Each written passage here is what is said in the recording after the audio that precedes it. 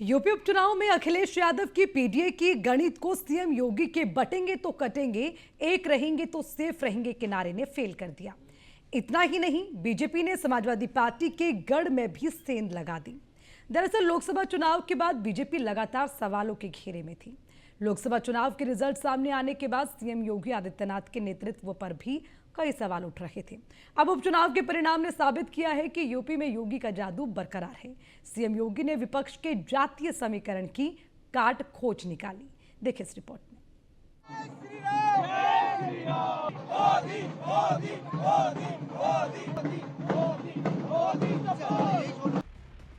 योगी आदित्यनाथ का जलवा बरकरार, बटेंगे तो कटेंगे का नारा कर गया काम। हिंदू वोट एकजुट, मुस्लिम वोट में टूट। बाबा का जलवा, साइकिल की निकली हवा। योगी हिट, अखिलेश का पीडीए चित। यूपी में 2027 में होने वाले विधानसभा के चुनाव का लिटमस टेस्ट हुआ तो योगी अच्छे नंबरों से पास हो गए। न सिर्फ अच्छे नंबरों से पास हुए बल्कि विरोधियों को भी ये बता दिया कि उन्होंने जो लोकसभा चुनाव में झूठ का गुब्बारा बनाया था, अब उसकी हवा निकल चुकी है। यानी कांट की हांडी अब नहीं चढ़ने वाली, क्योंकि अखिलेश यादव ने पीडीए को लेकर जो भ्रम फैलाया था, योगी आदित्यनाथ ने उसको जनता के बीच जाकर दूर कर दिया है। और जनता ने योगी आदित्यनाथ के उस नारे पर भी मोहर लगा दी है जो नारा उन्होंने अखिलेश के पीडीए के जवाब में दिया था। नारा था, बटेंगे तो कटेंगे। बटिए मत, बटे थे तो कटे थे। मैं इसीलिए बार बार कहता हूं, ये देश का इतिहास बताता है, बटे थे एक रहेंगे, नेक रहेंगे, तभी नेक रहेंगे। बटेंगे तो कटेंगे। यही वो नारा है जिसने पूरा चुनावी माहौल बदल दिया। योगी ने जब ये नारा दिया तो लोगों को खूब भाया। हर जनसभा में योगी आदित्यनाथ ने इस नारे को दोहराया। बटिए मत, बटे थे तो कटे थे। मैं इसीलिए बार बार कहता हूं, ये देश का इतिहास बताता है, बटे थे एक रहेंगे, नेक रहेंगे, तभी नेक रहेंगे। बटेंगे तो कटेंगे। योगी जब जब रैली और सभाओं में इस नारे को लगाते थे, तब तब पंडाल तालियों और जनता के शोर से गूंज उठता था। बटिए मत, बटे थे तो कटे थे। मैं इसीलिए बार बार कहता हूं, ये देश का इतिहास बताता है, बटे थे एक रहेंगे, नेक रहेंगे, तभी नेक रहेंगे। बटेंगे तो कटेंगे। उपचुनाव के नतीजों से यह साफ है कि लोकसभा चुनाव में कांग्रेस के साथ मिलकर अखिलेश यादव ने जो रणनीति तैयार की थी, उसका असर विधानसभा के उपचुनाव में खत्म हो गया। जून में लोकसभा चुनाव के बाद योगी को पार्टी के भीतर और बाहर दोनों ओर से विरोध की तपिश झेलनी पड़ गई थी। लेकिन 6 महीने के भीतर ही मौसम बदलने के साथ योगी ने अपनी ताकत दिखा दी। और योगी की ताकत बना वही नारा जिसकी गूंज यूपी से बाहर भी सुनाई दी। बटिए मत, बटे थे तो कटे थे। मैं इसीलिए बार बार कहता हूं, ये देश का इतिहास बताता है, बटे थे एक रहेंगे, नेक रहेंगे, तभी नेक रहेंगे। बटेंगे तो कटेंगे। मीरापुर सीट मुस्लिम और दलित पिछड़े वोटरों का गढ़ मानी जाती है। कुंदर की जिस सीट का फैसला मुस्लिम मतदाता करते हैं, वो भी सीएम योगी की रणनीति ने बीजेपी के खाते में डाल दी। आखिर योगी ने ऐसा कौन सा दांव चला जिसकी अखिलेश यादव को भनक तक नहीं लगी और खेला हो गया। योगी का जादू चल गया। प्रत्याशी चयन में योगी का फॉर्मूला हिट। सीएम योगी ने प्रचार की कमान खुद संभाली थी। मुश्किल सीटों की जिम्मेदारी खुद ली थी। योगी ने हर सीट पर रैली और रोड शो भी किया। बटेंगे तो कटेंगे का नारा लोगों को भाया। पीडीए का फॉर्मूला योगी ने ध्वस्त किया। योगी का जादू उपचुनाव में सिर चढ़कर बोला। सबसे लोकप्रिय सीएम के रूप में योगी पर मोहर लगी। उपचुनाव में बीजेपी की सफलता का सेहरा अकेले मुख्यमंत्री योगी आदित्यनाथ के माथे ही बंधेगा, क्योंकि पार्टी की कई बैठकों में योगी ने लोकसभा चुनाव के बाद साफ कर दिया था कि उस वक्त उनके हिसाब से टिकट नहीं बांटे गए थे। कई सीटों पर केंद्रीय नेतृत्व ने अपनी मर्जी से टिकट दे दिए थे। विधानसभा उपचुनावों में पार्टी ने कोई खतरा न उठाते हुए योगी को फ्री हैंड दे दिया था। यहां तक कि लोकसभा नतीजों के बाद से ही उप मुख्यमंत्री केशव प्रसाद मौर्य संगठन सरकार से बड़ा है जैसे नारे के साथ आवाज उठा रहे थे। पार्टी ने उसे विरोध का स्वर भले ही न माना हो, लेकिन बहुत से लोगों को लगा था कि किसी न किसी रूप में वो योगी को चुनौती दे रहे। खैर, पार्टी के केंद्रीय नेतृत्व ने संयम रखा और योगी को उत्तर प्रदेश की पूरी जिम्मेदारी दे दी। दिल्ली से हर झंडी मिलने के बाद योगी लखनऊ लौटे, 3 मंत्रियों को उत्तर प्रदेश की हर सीट की जिम्मेदारी सौंप दी और चुनौती वाली सीटों पर खुद कमान संभाली। योगी की जनसभाओं की लोकेशन तो बदलती रही, लेकिन नारा वही रहा। दरअसल समाजवादी पार्टी और कांग्रेस ने लोकसभा में जो बीजेपी आरक्षण खत्म कर देगी का नैरेटिव खड़ा किया था, उसे सफल माना गया था। इसी को देखते हुए अखिलेश यादव ने उपचुनाव में पीडीए यानी पिछड़ा, दलित और अल्पसंख्यकों को एकजुट करने का नारा दिया। हालांकि उनसे पहले इस बार योगी आदित्यनाथ नारा दे चुके थे, बटोगे तो कटोगे। बटिए मत, बटे थे तो कटे थे। मैं इसीलिए बार बार कहता हूं, ये देश का इतिहास बताता है, बटे थे एक रहेंगे, नेक रहेंगे, तभी नेक रहेंगे। बटेंगे तो कटेंगे। 2 मायने वाला ये नारा एक तरफ मुस्लिम मतदाताओं के विरोध में था, तो दूसरी ओर हिंदू मतदाताओं को एकजुट रहने का संदेश भी दे रहा था।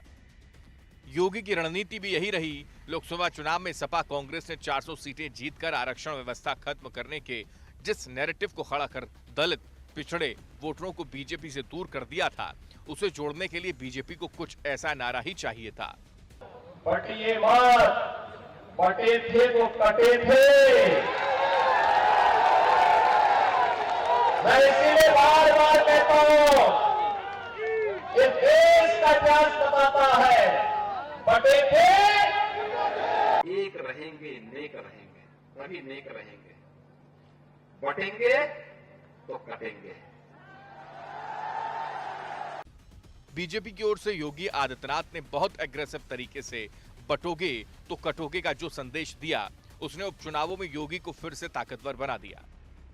जबकि पीडीए परवान नहीं चढ़ सका, उपचुनाव भले ही 9 सीटों पर हुए हों, लेकिन ये 2027 में होने वाले विधानसभा चुनाव का लिटमस टेस्ट था, जिसमें योगी आदित्यनाथ ने शानदार प्रदर्शन किया है। नतीजों से साफ हो चला है कि 2027 में बीजेपी के लिए रास्ता आसान होने वाला है। Report news 1 India.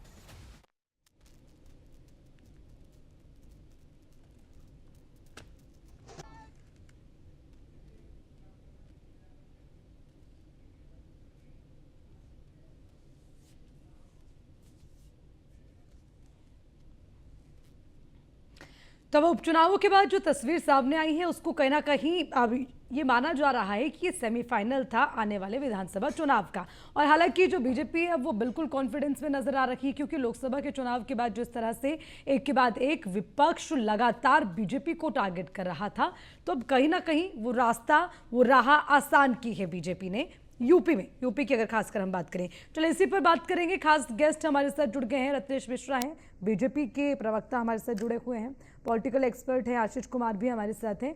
सबसे पहले आशीष कुमार, आपके पास आना चाहेंगे। देखिए, जो तस्वीर आज हम देख रहे हैं यूपी की, बाई इलेक्शन में सबसे ज्यादा चर्चा यूपी की रही, क्योंकि यूपी की 9 सीटें कई मायनों में अहम हो जाती थी और इन सीटों पर परिणाम उससे ज्यादा महत्वपूर्ण थे। अब ये परिणाम क्या कहते हैं? देखिए, इन परिणामों के बीच में बहुत अधिक जो है कुछ पढ़ा जाना जो है वो हम जैसे राजनीतिक पंडितों के लिए जो है थोड़ा सा गलत माना जाता है, क्योंकि जब उपचुनाव होते हैं तो उपचुनाव में ज्यादातर सरकारों के पास एक होता है, एक क्योंकि तमाम मशीनरी आपके पास होती है, तमाम जो फंडिंग रिसोर्सेज होते हैं वो आपके पास होते हैं, तो आप पूरा एक एज लेकर के चलते हैं, जिसकी वजह से अगर आप तमाम उपचुनाव को देखेंगे जी। तो हमेशा जो है सत्ताधारी दल थोड़ा सा ऊपर रहता है। हालांकि इसका ये मतलब नहीं कि परिणाम भी हमेशा उन्हीं के पक्ष में आते हैं। इसके पहले भी जब उत्तर प्रदेश में उपचुनाव हुए हैं तो उसमें समाजवादी पार्टी ने बहुत अधिक जो है बढ़त बनाई है। अभी उत्तर प्रदेश के साथ साथ अगर हम राजस्थान में भी जो 7 सीटों पर बाय इलेक्शन हुआ है, अगर उसके रिजल्ट देखें तो भाजपा के लिए जो है बड़ा सरदर्द साबित होगा आने वाले समय में। लेकिन यहाँ पर जो 9 में से 7 सीट बीजेपी जीती है, कहीं ना कहीं बीजेपी ने ओवरकम किया है, एक तरह से जो है फॉलोऑन खेलते हुए उन्होंने लीड बना लिए हैं, तो एक अच्छी पहल कही जाएगी।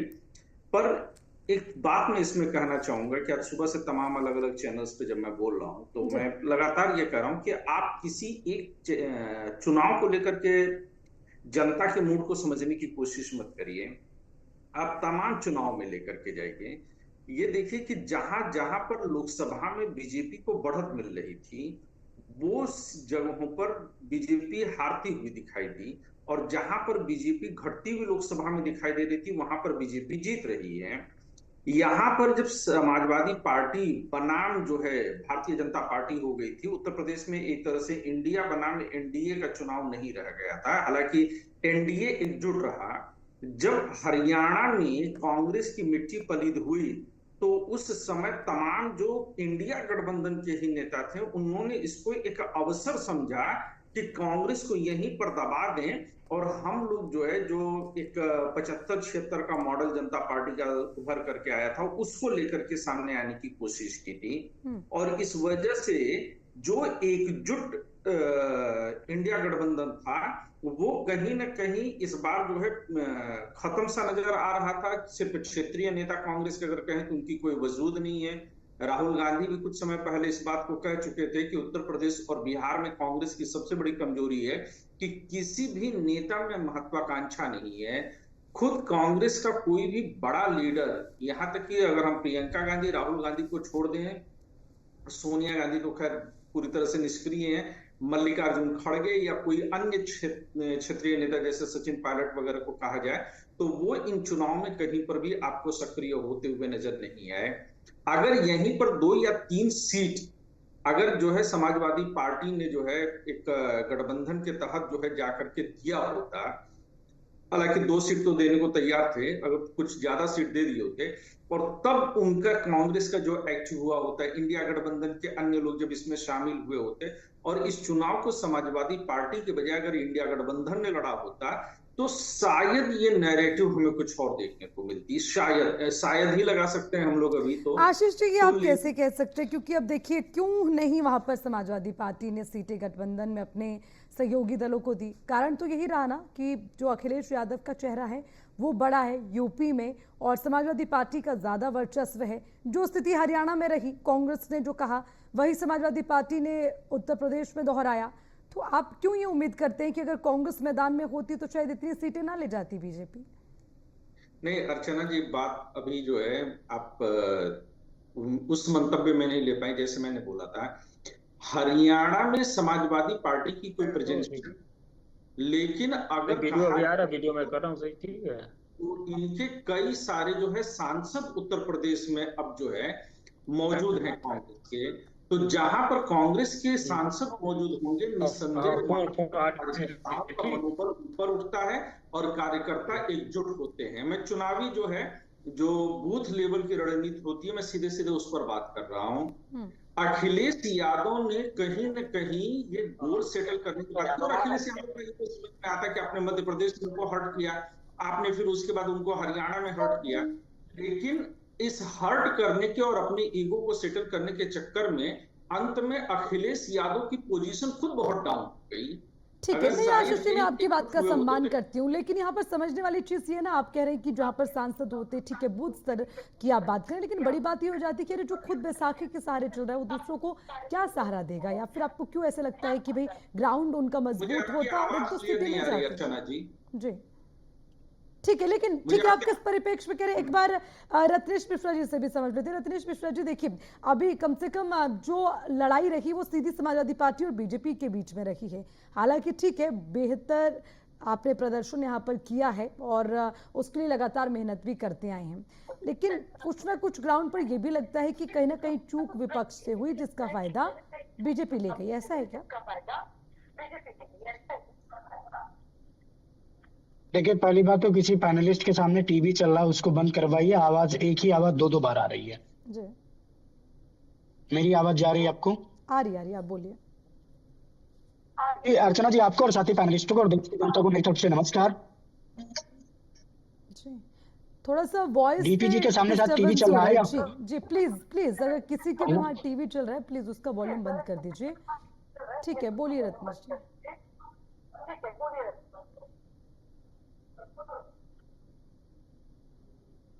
पता नहीं कैसी आवाज आ रही है, डिस्ट्रैक्शन हो रहा है, इसको ठीक करवाइए। ठीक है, मेरी आवाज जा रही है आप? मिश्रा जी, आप डिस्टरबेंस ठीक हो जाएगी, आपकी आवाज आ रही है, आप बोलिए बोलिए। ठीक है, ठीक है। अर्चना जी, आपको और साथी पैनलिस्टों को और देश की जनता को मेरी तरफ से नमस्कार। देखिए अर्चना जी, प्रदेश की जनता और देश की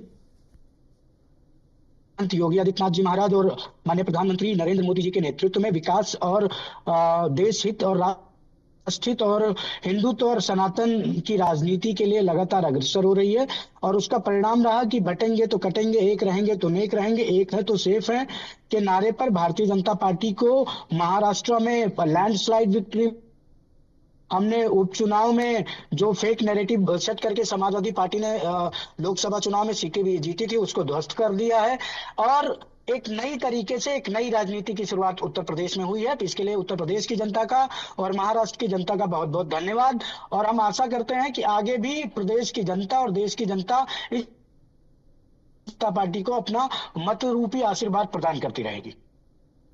ठीक है, डीपी यादव जी, अब परिणाम तो आ गए, लेकिन आपसे भी समझना चाहेंगे, दावा तो था कि कम से कम 5 सीटें तो ले जाएगी समाजवादी पार्टी, 2 में सिमट गई।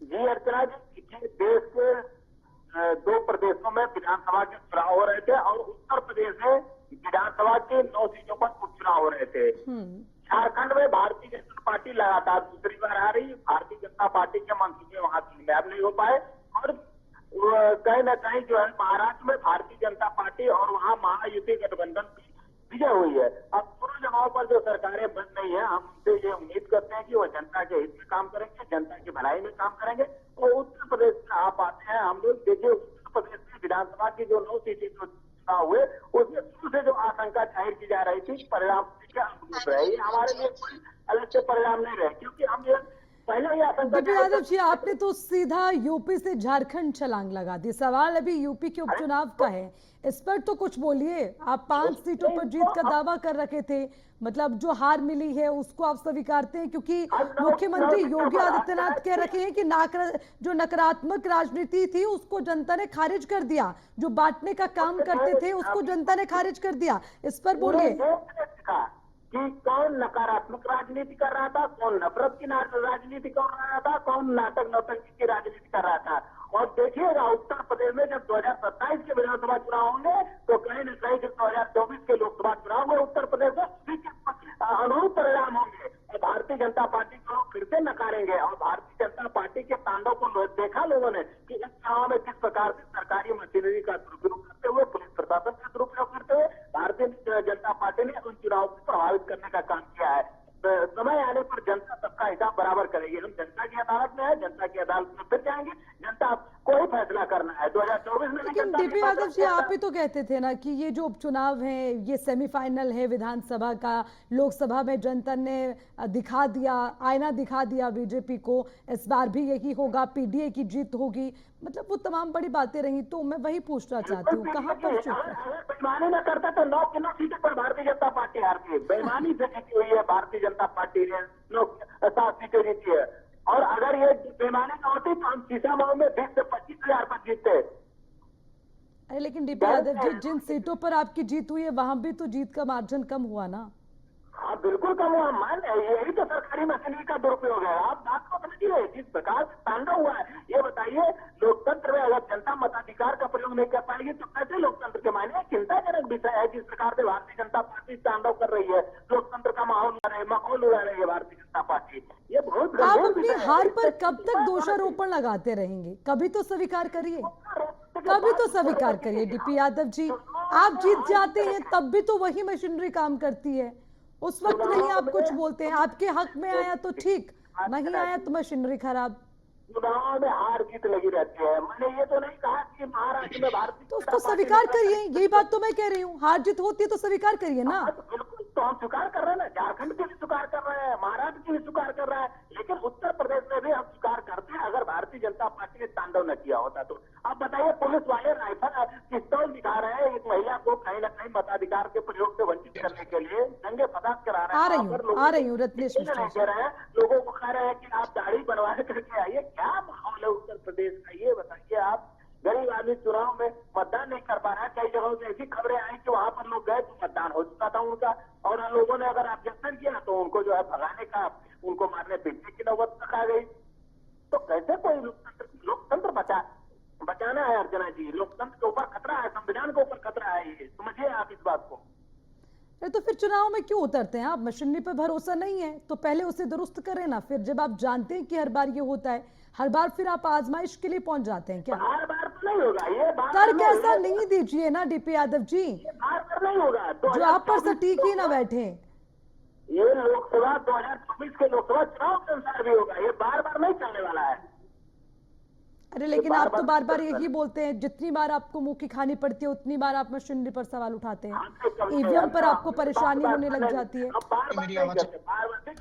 ठीक है, बोलिए मिश्रा जी, बोलिए। हम चुनाव हारे 2017 में हमने स्वीकार किया, जनता के बीच में हम गए, 2022 में भी हम गए, 2024 में हमने जीता, हमने बता दिया भारतीय जनता पार्टी को। अब 2027 फिर जीतेंगे हम, देखिएगा जनता सबसे पर उतरेगी। आप बात को मानिए।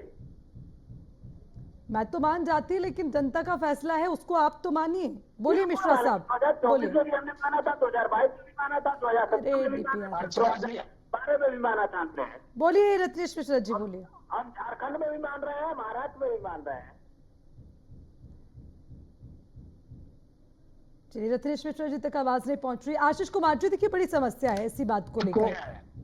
रत्नेश मिश्रा जी से जुड़ने की कोशिश करेंगे दोबारा, तकनीकी खराबी के चलते आवाज पहुंच नहीं पा रही, लेकिन आशीष जी हमारे साथ है, पॉलिटिकल एक्सपर्ट। आशीष कुमार जी, आपसे भी समझना चाहेंगे, मतलब हर बार परिणाम आए, अगर आपके पक्ष में है तो ठीक, नहीं है तो मशीनरी खराब, मतलब हर बार कोई ना कोई खराबी करेंगे और उससे चुनाव नहीं जीता जाता ना।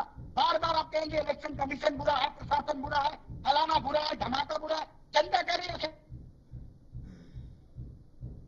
रत्नेश मिश्रा जी का हो गया तो मैं कुछ जवाब दे सकता हूँ इस बात पर? जी, एक मिनट। आशीष जी, सवाल मेरा आप ही से था, मिश्रा जी की आवाज अभी पहुंच नहीं पा रही है, बोले। देखिए, मैं बिल्कुल एक चीज कहूँगा कि हारे तो क्या कम से कम उसे जो है अपने आंसू भी पोंछने का अधिकार आप छीन लेंगी, तो कुछ तो बहाना उसके पास बचा रहने दीजिए आप। ये तो बड़ी जाती हो जाएगी। और जहां तक ये आप कह रही हैं कि फिर आप जो है व्यवस्था के सही हो जाने तक इंतजार करिए, तो मैं मानता हूं कि अर्चना जी थोड़ी सी ज्यादती हो गई। 2014 के पहले जब बीजेपी लोकसभा के चुनाव नहीं जीत पा रही थी, तो बीजेपी के तमाम बड़े नेता, जिसमें कि वर्तमान प्रधानमंत्री नरेंद्र मोदी को भी हम लोगों ने सार्वजनिक सभाओं पर जो है विधवा विलाप करते हुए देखा है, उनको भी ईवीएम पर सवाल उठाते हुए देखा। और जैसे 2014 का चुनाव जीत जाते हैं, ईवीएम उनकी जो है लाडली बहना हो जाती है। जो बीजेपी के बड़े नेता रहे हैं, जीएल नरसिम्हा भी जो है पूरी किताब लिख देते हैं ईवीएम के ऊपर। और ये लाल कृष्ण आडवाणी वो उस किताब का प्रीफेस लिखते हैं। और आज जब जो है ये लोग जीत जाते हैं तो इनको ईवीएम में सब कुछ सही नजर आता है। तो आज जब समाजवादी पार्टी या कांग्रेस को हार मिल रही है और वो ईवीएम पर सवाल उठा रही है, तो आखिरकार इसमें गलत क्या है? ये सभी राजनीतिक दलों की मंशा है कि वो कहीं ना कहीं सिस्टम को जो है सवाल के घेरे में जो है खड़ा करें। एक कटघरा तैयार किया जाता है और ये विपक्ष का काम ही है कि वो जो है सिस्टम को लगातार चुनौती दे। जब बार बार ईवीएम पर सवाल उठाया जाता है और बार बार निर्वाचन आयोग और तमाम एक्सपर्ट्स आकर के इसके बारे में बात करते हैं, तो इससे कहीं ना कहीं ईवीएम को और बेहतर बनाने के लिए आज इसी कारण से वीवीपैट की व्यवस्था आ गई। सर्वोच्च न्यायालय ने कह दिया कि अगर एक भी वीवीपैट अगर गड़बड़ हुआ तो हम पूरी की काउंटिंग करवा देंगे। तो ये तमाम चीजें जो है इस डिस्कशन और इस डिबेट के बाद आती हैं और ये एक स्वस्थ परंपरा का अंग है। इसको बहुत बहुत बहुत अधिक परेशानी महत्वपूर्ण नहीं बात चाहिए। आशीष जी, बहुत महत्वपूर्ण बात आपने की और इसी पर एक और सवाल मैं आपसे पूछूंगी, फिर डीपी यादव जी के पास जाऊंगी। यही बात है ना, जब विपक्ष को इस बात से आपत्ति होती है, अब जैसे डीपी यादव जी ने कहा कि चलिए ठीक है, महाराष्ट्र में हमने एक्सेप्ट कर लिया, झारखंड में हमने एक्सेप्ट कर लिया, लेकिन उत्तर प्रदेश में नहीं एक्सेप्ट करेंगे। मतलब ठीक है, अगर आपको लगता है मशीनरी में खराबी है, भाई ईवीएम सही से काम नहीं करता है, तो हर बार क्यों मैदान में कूद जाते हैं आप? सबसे पहले उसका आप विरोध करिए ना, जब तक उसका कोई रास्ता नहीं निकलता। मतलब इसको हम क्या समझें और इसका क्या संदेश जाता है? मतलब एक प्रकार से तो आप जनता पर भरोसा कर ही नहीं रहे ना। नहीं अर्चना जी, बात ऐसी नहीं है। बात उतना जो है नहीं लेना चाहिए। एक तो मैं हमेशा ही कह रहा हूँ, भाई रोने के लिए कम से कम आंसू पोंछने का अधिकार तो उनके पास होना चाहिए। कुछ तो बहाने होने चाहिए ना। दिल बहलाने के लिए गालिब ये ख्याल अच्छा है, तो एक बहाना है। लेकिन क्या यही तर्क 2014 के पहले किसी ने नरेंद्र मोदी को भी दिया था कि जब तक ईवीएम दुरुस्त नहीं हो जाती है तब तक आप चुनाव मत लड़िए और व्यवस्था के सही होने का इंतजार करिए? हम इन्हीं व्यवस्थाओं के बीच में, हम ऐसा तो नहीं कर सकते ना कि दिल्ली में पॉल्यूशन पूरी तरह से ठीक हो जाए तब हम वहां पर सांसें लेंगे। हमें उनके बीच में रहना है, लड़ना है और चलना है। यही लोकतंत्र की खूबसूरती होती है। और जहां तक जो है ये बात हो रही है कि कितना खराब हो सकता है, अशोका यूनिवर्सिटी प्राइवेट इंस्टीट्यूशन है और अशोका यूनिवर्सिटी की वर्ल्ड रैंकिंग, अगर तमाम यूनिवर्सिटीज की वर्ल्ड रैंकिंग को आप देखेंगे तो 100 से 150 के बीच में होता है। कोई भी गूगल करके देख लेगा, बहुत प्रतिष्ठित है। और उसके जो है इकोनॉमी के प्रोफेसर दास ने, सब्यसाची दास ने पूरा एक जो है थीसिस लिखा है इसके ऊपर कि किस तरह से जो है इलेक्शन को मैनिपुलेट किया जाता है। ठीक है तो आशीष जी, माफी के साथ आपको यही रोकना चाहूंगी, समय हमें फिलहाल इतनी की इजाजत देता है। डीपी यादव जी, आपका भी बहुत बहुत शुक्रिया इस चर्चा में जुड़ने के लिए। रत्नेश मिश्रा जी, आपका भी बहुत बहुत शुक्रिया। आशीष कुमार हमारे साथ जुड़े, आपका भी बहुत बहुत शुक्रिया। हालांकि देखिए, कुल मिलाकर बात इस बात पर रुकती है कि इस वक्त उपचुनाव की जो स्थिति रही उसमें बीजेपी ने अपनी भरपाई लोकसभा चुनाव की कर दी, लेकिन क्या ये सेमीफाइनल जिस तरह का रहा, आने वाले विधानसभा चुनाव में भी बीजेपी को इतना फायदा मिलेगा और समाजवादी पार्टी कैसे खुद को और मजबूत बनाएगी, ये देखना दिलचस्प होगा। इसी के साथ बुलेटिन में फिलहाल के लिए इतना ही। आप देखते रहिए न्यूज़ 1 इंडिया। नमस्कार।